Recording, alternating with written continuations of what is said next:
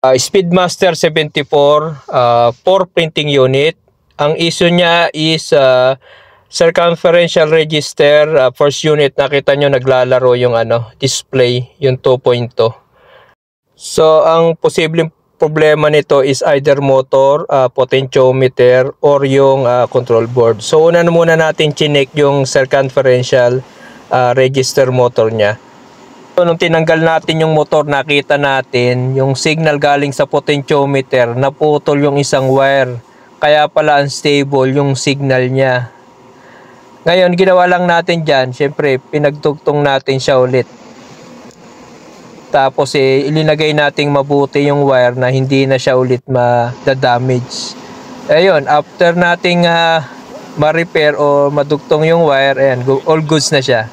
Gumagana na siya ng normal. Yun lang mga master. Kung nagustuhan nyo yung video na to, paki-follow, like, and share na lang. Maraming salamat.